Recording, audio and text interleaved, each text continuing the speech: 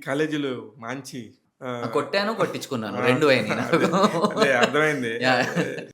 అక్కర్లేకుండా గెలుక్కుంటారు. హ్మ్. అంటే silence is treated as weakness sir. కొన్నిసార్లు మౌనంగా ఉన్నాడంటే ఈడంత పప్పుగాడు లేడు. ఓ దెబ్బేద్దాం పప్పుగాడేగా అని జెప్పి చేతగానోడు గూడా ఎలా ఉంటాడంటే, ఓ దెబ్బేసి చూద్దాం నేను గూడా మొగాడినా కాదా అని చెక్ చేసుకుందాం అని ఇలా ఈ ఫీల్‌లో ఉంటారు. హ్మ్. కొంతమంది పాపం పడతారు సార్. అంటే కొట్టిన తర్వాత కూడా సరే నేను ఏముందిలే. ఇంతేనేమో, నేను రివోల్ట్ చేయకూడదేమో అన్నట్టుంటారు. కొంతమంది కొట్టిన తర్వాత ఆళ్ళలో భయం చచ్చిపోద్ది. హ్మ్. నన్ను కొట్టేంత వరకు నాకు తెలీదు. నేను భయపడేటోడిని. అమ్మో! అమ్మో! కొడతారు, కొడతారు, కొడతారేమో, కొట్లాట అవుద్దేమో అని జెప్పి. కొట్టిన తర్వాత నాకు భయం చచ్చిపోయింది.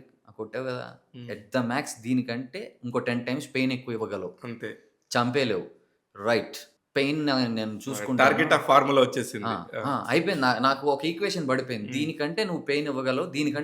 దీనికంటే ఓ 10 టైమ్స్ పెయిన్ నేను ఎక్స్‌పెక్ట్ జేస్తా. బట్ నేనెలా కొడతానో నాకు తెలీదు. హ్మ్. సో, ఎళ్ళిపోయి దానికి తోడు ఎడమ చేతి వాటం నాది. హ్మ్. గట్టిగానే అందరు ఉంటది. రైట్ హ్యాండ్‌తో కొడతా అనుకున్న ప్రతిసారి లెఫ్ట్ హ్యాండ్ ఎళ్ళేది నాది. సో, అలా అని మరీ రౌడీ ఫెలో అని గూడా కాదు.